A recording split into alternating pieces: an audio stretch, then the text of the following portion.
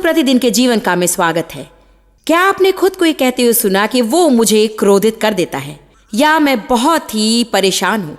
जानते हैं, परमेश्वर नहीं चाहता कि आप अपना जीवन क्रोध और परेशानी में जिए। और मेरा विश्वास है कि आज मैं आपके साथ ऐसी कुछ बातें बांटूंगी जो आपको सहायक होंगी कि आप इन दो परेशान करने वाली भावनाओं को बाहर निकाल दें। इसलिए सही समय में वचन के लिए तैयार हो जाएं। प्रभु आशीष दे। कुछ लोग वे क्या कर रहे हैं उस पर इतना ध्यान देते हैं कि वे उनकी नैतिक आवश्यकताओं को नहीं जानते। मेरे व्यक्तित्व के समान बहुत से लोग वैसे हो सकते हैं। जब तक कि परमेश्वर उनसे व्यवहार न करे, मैं बहुत ध्यान देती थी। जैसे मेरी सेवकाई के आरंभिक वर्षों में मैं बहुत ध्यान देती थी कि मैं क्या कर रही हूं, और उसका भाग तो बस स्वार्थीपन ही था। प्रभु ने मुझे इस बड़ी सेवकाई के लिए बुलाया है और मैं उस पर ध्यान दिए हुए थी। और मेरे पास समय नहीं था कि मैं किसी से मुश्किल मोलूं जो मुझे जहां जाना चाहिए वहां जाने में मदद नहीं कर रहा हो। शायद ये संसार में ठीक रीते से काम करे, परंतु परमेश्वर के राज्य में नहीं। क्योंकि जब आप लोगों के साथ बुरा व्यवहार करते तब परमेश्वर उससे विचलित हो जाता है। वो हम सबसे प्रेम करता है, केवल उन लोगों से नहीं जो किसी बात पर अधिकारी हैं। मैं सोचती हूं कि यदि कोई बात परमेश्वर को तब शोकित करती है जब आत्मिक अगुवे अपने अधिकार में काम करने वालों के साथ बुरा व्यवहार करते हैं।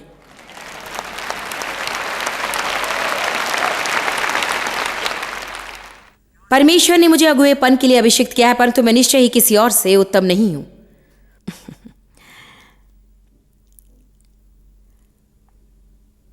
कुछ विशेष लोग या यहां तक कि कुछ सेवक भी अपने लक्ष्य पर इतना ध्यान देते हैं कि वे जो चाहते उसे प्राप्त करने के लिए वे लोगों का उपयोग करते हैं।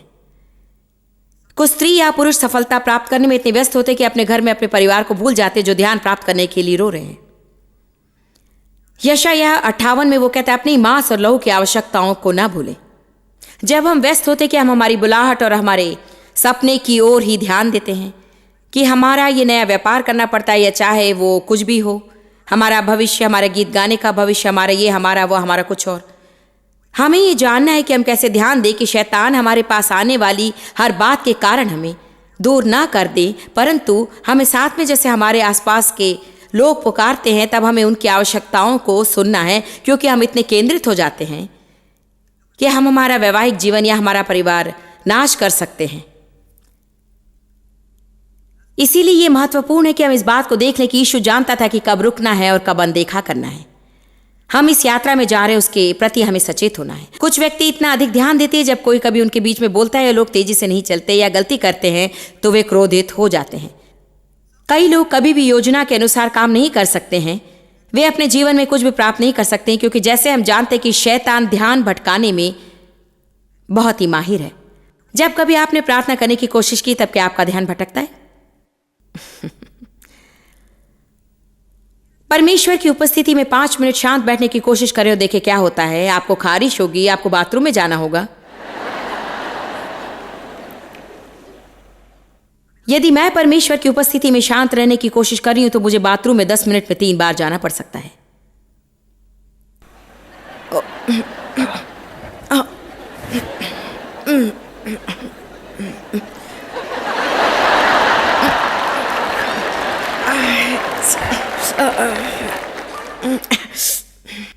फिर फोन बजता है, कोई दरवाजा खटखटाता है। आप कहेंगे, हां, ये मेरे साथ भी हमेशा होता है। सबसे पहले यदि आपका ध्यान आसानी से भटकता है तो आप अपना वो फोन बंद कर दें। हम सेल फोन के बिना किस रीति से जी सकेंगे? याद करें वो दिन जब लोग हमें ढूंढ नहीं पाते थे। क्या वो अच्छा नहीं था? अब यदि हम 10 मिनट के लिए भी बाहर जा रहे हैं और सेल फोन भूल जाते हैं, ओह, वापस जाकर सेल फोन लेना है। शायद कोई फोन करे, मैं इतनी महत्वपूर्ण हूं कि यदि कोई मुझे 24 घंटे नहीं ढूंढ सके तो संसार नाश हो जाएगा। सेल फोन ने हमें बहुत ही अधिक महत्वपूर्ण बना दिया है।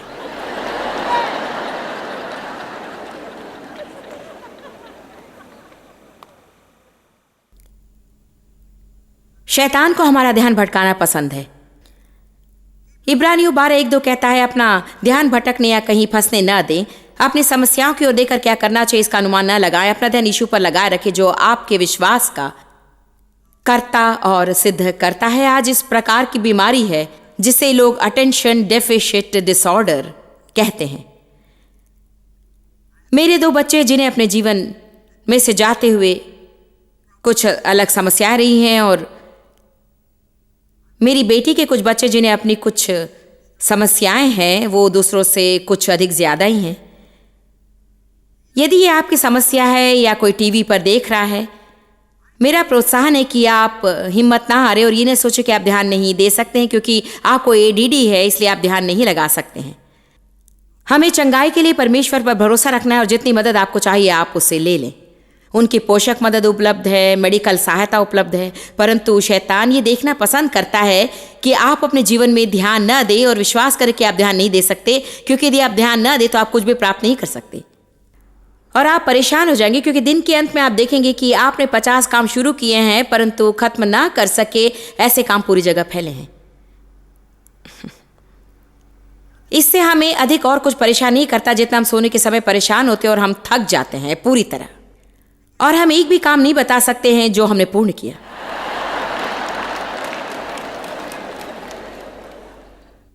आपको ध्यान केंद्रित करना है। मुझे याद है मेरी सेवकाई के प्रारंभिक दिनों में जब मैंने इन ध्यान देने के विषय में पहले सीखना शुरू किया, मैं याद कर सकती हूं कि सुबह उठकर मेरी शिक्षाओं की या मेरे संगीत की टेप सुनती थी। मैं बिस्तर ठीक करने से शुरू करती और फिर जब वो आधा हो जाता तो फ़ोन बजता था, इसलिए मैं बाहर जाकर फ़ोन उठाती और फिर फ़ोन के साथ ही फंसी रहती और जाकर बहुत से बर्तन धोती थी।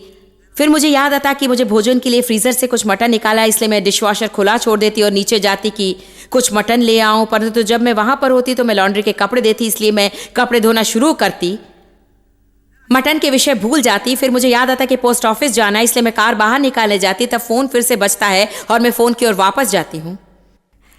ऐसा होता है ना? जब तक कि डेव घर में आते मैं तो मानो बस आज तुमने क्या किया, वो मुझे नहीं मालूम पर मैं थक चुकी हूं। इससे आप सहमत हैं? हमें इस योग्यता पर अधिकारी होना है कि हम इस पर ध्यान दें और इसे पूरा होने तक करें। कुछ लोगों के लिए एक सूची उनकी मदद करती है, परंतु आपके जीवन में ध्यान बनाए रखने के लिए जो कुछ करना पड़ता है आप उसे करें।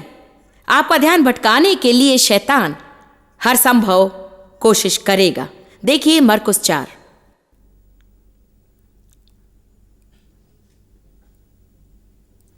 परमेश्वर नियंत्रण में है। कई बार मैं सोचती हूँ कि हम डर जाते हैं कि यदि हम हर समय सब कुछ नहीं करते, एक विचार तुरंत हमारे मन में आता है कि हम उसे भूल जाएंगे। परंतु बाइबल कहती है कि जब हमें उन बातों को याद करना है उस वक्त परमेश्वर हमें वो याद दिलाएगा। इसके लिए हम परमेश्वर पर भरोसा कर सकते हैं। कम से कम जब आप कोई काम कर रहे हैं तो एक पेपर पैड अपने साथ रखें और उसे टेबल पर रखें, और जब आप कुछ और करने के विषय सोचे तो बस उसे लिख लें, और जो आप अभी काम करें उसे कर दूसरे के लिए ना भागें, क्योंकि अंत में आप निराश और हताश हो जाएंगे और आज हम इस पर विजय अवश्य प्राप्त करेंगे। आमीन। ध्यान भटकना और रुकावट। मरकुस 4:17 ये बताता है कि कैसे बोने वाला बीज बोता है। वचन 14 में लिखा है, बोने वाला वचन बोता है।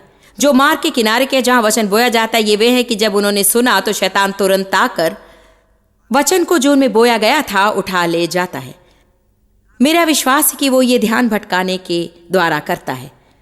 और जैसे जो पथरीली भूमि पर बोए जाते हैं, ये वे हैं कि जो वचन को सुनकर तुरंत आनंद से ग्रहण कर लेते हैं, परंतु अपने भीतर जड़ न रखने के कारण वे थोड़े दिनों के लिए रहते हैं। इसके बाद जब वचन के कारण उन पर क्लेश या उपद्रव होता है तो वे तुरंत ठोकर खाते हैं। वे दुखी, परेशान, द्वेष करने वाले हो जाते हैं और वे ठोकर खाकर गिर जाते हैं। इसलिए कई बार जब आपके हृदय में वचन बोया जाता है, शैतान नहीं चाहता कि आप वचन पर ध्यान रखकर जीवन जिए। बाइबल आपने जो सत्य सुना है, आप जिस मात्रा में विचार देते उतनी मात्रा में चरित्र और ज्ञान आपके पास वापस आएगा। इसलिए आप यहाँ बैठकर मुझे सुन रहे हैं, ये अच्छा है, परंतु आपको सच बताओ, यदि आप जो वचन मैंने प्रचार किया उसमें से यदि सच में आप पोषण प्राप्त करना चाहते हैं तो आपको इसे कुछ समय तक चबाते रहना होगा। इसे करने का सबसे अच्छा तरीका यह है कि आप किसी के साथ भोजन करने जाएं और उनसे इस संदेश के विषय बातें करें और सच में इसके विषय बातें करें और विचार करें और प्रार्थना करें कि ठीक है, शैतान मेरी शांति चुराने के लिए किन किन बातों का उपयोग करता है, क्योंकि हम सबके जीवन में निश्चय ही शांति चुराने वाला है। यदि मुझे जल्दी करनी होगी तो यह अच्छा नहीं होगा, इसलिए कि मैं किनारे पर रहना चाहती हूं और फास्ट लाइन में रहना चाहती हूं। मैंने सीख लिया कि कैसे अच्छे रहें और जल्दी करें, परंतु इससे मुझे अधिक मदद नहीं मिली और अंत में मैंने निर्णय लिया कि मुझे जल्दी करना छोड़ना होगा। क्या आप मेरे साथ हैं? क्योंकि वो मेरी शांति चुराने वाला है और मैंने ठान लिया है कि मैं शैतान को अपनी शांति चुराने नहीं दूंगी, परंतु मुझे मेरे साथ मुलाकात करनी होगी। आप में से कुछ लोगों को खुद को एक कोने में ले जाना होगा और खुद के साथ मुलाकात करनी होगी। मेरे पास आओ, मुझे बात करनी है। बस यहीं पर इसे रखकर खुद के विषय घमंडी न बन जाए, क्योंकि आप सभा में आए हैं। यदि आप नोट्स ले रहे हैं तो इस विषय का अध्ययन करें। हम इस सप्ताह के अंत में विषय में बातें कर रहे हैं। आपको बातें पहले से ही ठान लेनी चाहिए। कई बार मैं सोचती हूँ कि हम बहुत ही जल्दी एक विषय से दूसरे विषय पर आते हैं। हम रविवार सुबह एक बात सुनते हैं और रविवार रात कुछ और सुनते हैं। फिर हम हफ्ते भर जॉयस को देखते हैं। हम सप्ताह के बीच में सभा के लिए जाते हैं। हम 4-5 दूसरे विषयों पर सब टेप सुनते हैं। हाँ, हम खुद के विषय घमंड करते हैं क्योंकि हमने पूरी बाइबल में सब कुछ रेखांकित किया है और रंग भर दिया है। देखो मैं क्या जानती हूँ।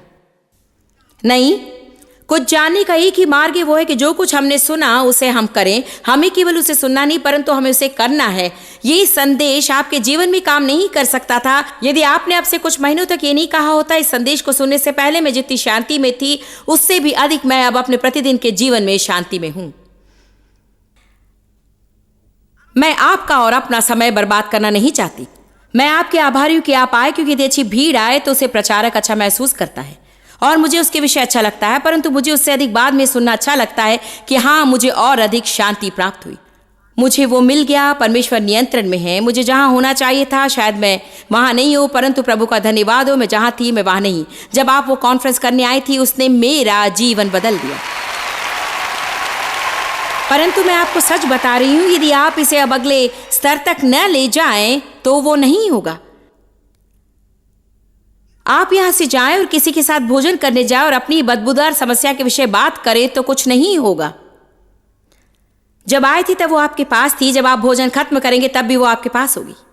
आपको वचन के विषय बात करना जरूरी है, परंतु हम बस समस्या के विषय बात करना पसंद करते हैं। बात करते सोचते, बात करते सोचते, बात करते हैं। उस व्यक्ति को परेशान करते, किसी और को ढूंढते, बात करते, सोचते, बात करते हैं। और फिर हम आश्चर्य करते कि हम हमेशा क्यों परेशान रहते हैं और ये शोक अंदर में क्यों रहता है। मैंने अपना आनंद खो दिया, मुझे नहीं मालूम कि मेरा आनंद कहाँ है। मेरे पास कोई शांति नहीं। काश मेरे पास कुछ शांति होती। काश। आपको अपेक्षा की हड्डी नहीं, रीढ़ की हड्डी चाहिए हमें।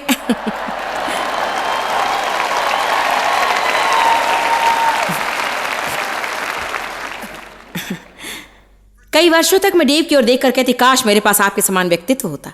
ऐसा व्यक्तित्व होता जहां मुझे कोई भी बात परेशान नहीं करती। काश मेरे पास ऐसा व्यक्तित्व होता जहां मैं हर परिस्थिति में शांत रह सकती थी। अपेक्षा करती हूं। एक दिन प्रभु ने मुझसे कहा, अपनी अपेक्षा की हड्डी से पीछा छुड़ाओ और थोड़ी रीढ़ की हड्डी लो। खड़े हो और सही काम कैसे करे वो सीख, आगे बढ़, विजय प्राप्त कर। खड़े रहकर जो दूसरों को मिला है उसकी आशा ना कर, उसे प्राप्त करने के लिए जो उन्होंने किया उसे कर। मैं आपसे कह रही हूं कि आपने अब तक देखी हुई लोगों में से मैं सबसे अधिक परेशान और निराश व्यक्ति थी। मुझे शांति क्या होती है बड़ी मुश्किल से मालूम था, और जब मैंने अपने जीवन में पहली बार शांति प्राप्त करना शुरू किया, और मैं आपको जो बता रही हूं वो सच है, मैं पूरी तरह से उकता गई थी। और ये बिल्कुल सच है। मतलब मैं बोर हो चुकी थी क्योंकि मुझे वैसा जीवन जीने की आदत थी। जब मैंने शांति प्राप्त करना शुरू किया तो मैं बस रात को बैठकर कहती, हेलो, यहाँ कोई है? हाँ, ओ ये बहुत ही अजीब है। मैं चिंतित नहीं हूं, परेशान नहीं, मैं क्रोधित नहीं हूं, कुछ जानने की कोशिश नहीं कर रही हूं। परमेश्वर पर भरोसा करना, हाँ, मैं अपने साथ क्या करूंगी? मैं आपसे सच कह रही हूं, आप इसके आदी हो सकते हैं।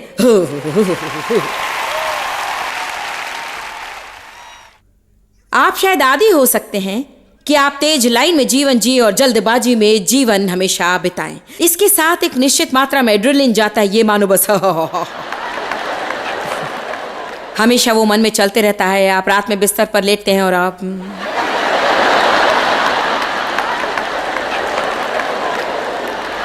सारी रात, मैं नहीं जानती मुझे नींद क्यों नहीं आती, मुझे नींद की समस्या क्यों है जानते हैं?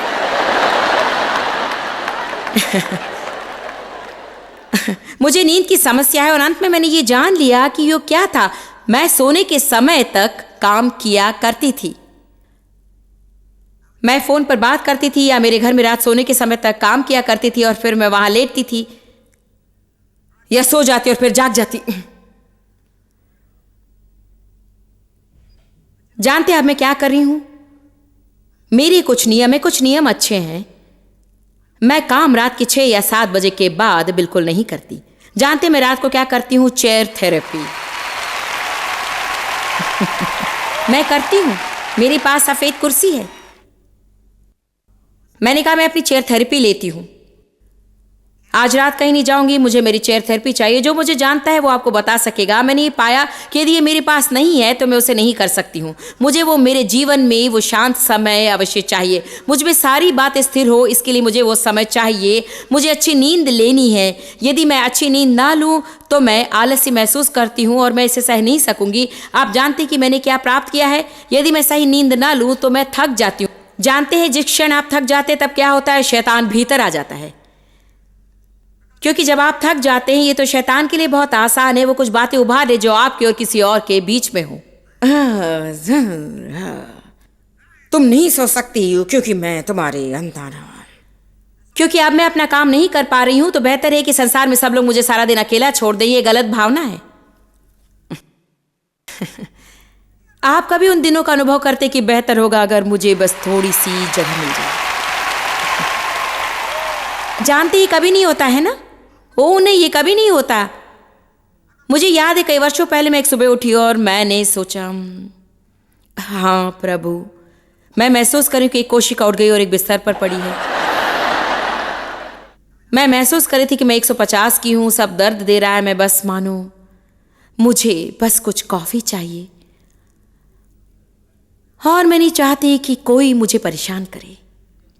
प्रभु कृपया कृपया प्रभु आज किसी को मुझे परेशान न करने दे। फिर मैं नहाने के लिए जाती हूं और शावर के नीचे खड़ी होती तो मेरा बाथ टवल लेती हूं और उसे टॉयलेट सीट पर रख देती हूं। शावर यहां रहता है। मैं पानी खोलती हूं, शावर में जाती हूं और डेव आते हैं, तुमने अपना तौलिया टॉयलेट सीट पर क्यों रखा? और मैं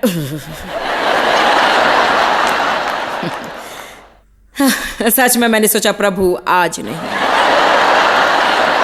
कृपया परमेश्वर आज नहीं। क्योंकि आप देखिए डेव एक इंजीनियर है और उसे ऐसा होना चाहिए, मतलब एक व्यक्ति मुझे बताने की कोशिश कर रहा है कि कैसे बाथटब से बाहर आए ताकि मैं ना गिरूं।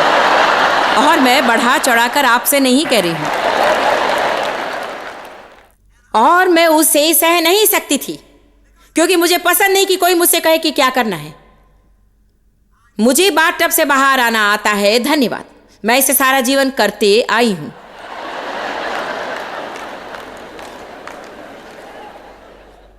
देखो, तुम्हें अपना टॉवल वहां नहीं रखना चाहिए। मैंने कहा मैंने मेरा टॉवल वहां रखा है तो क्या गलत किया है?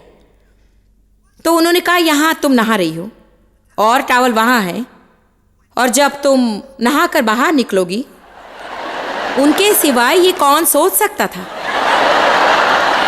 जब तुम नहाकर बाहर निकलोगी, क्योंकि तुम टॉवल नहीं ले सकती हो, तो पानी यहां पर गिरेगा ताकि तुम टॉवल ले सको। मैंने कहा हाँ, हम बाथरूम में हैं।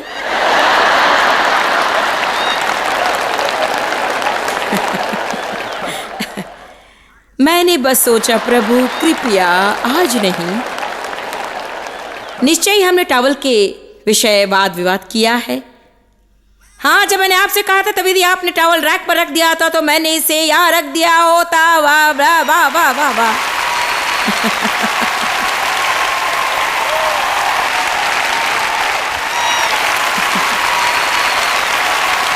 और मैंने वो टॉवल लिया और मैंने उसे दरवाजे के सामने रख दिया। मैं नहाने चली गई। आपको सच बताओ, जब आप जागते तब आपको कोई शांति नहीं मिलती है, वगैरह वगैरह। क्या आपने कभी ऐसा स्नान किया है? मैं तो बस अकेले रहना चाहती हूँ, कुछ नहीं चाहती हूँ। मैं बस उठकर अपनी कॉफ़ी पीना चाहती हूँ और अकेले रहना चाहती हूँ। नहीं, जब आपका ऐसा दिन आता है तो शैतान आपको ऐसे ही अकेले नहीं छोड़ेगा। परंतु ये सब कहाँ से शुरू हुआ? ये सब कल रात शुरू हुआ, जब आप अधिक काम कर रहे थे और आपने आराम नहीं किया। और फिर जब आप लेटते हैं तो आपका मन काम करना बंद नहीं करता, इसलिए आपको नींद नहीं आती है। अब आप थकान के साथ उठते हैं और आप उसका दोष दूसरों पर लगाते हैं। ये हमारी गलती है, क्योंकि जब हमें करना था तब हमने उसे नहीं किया।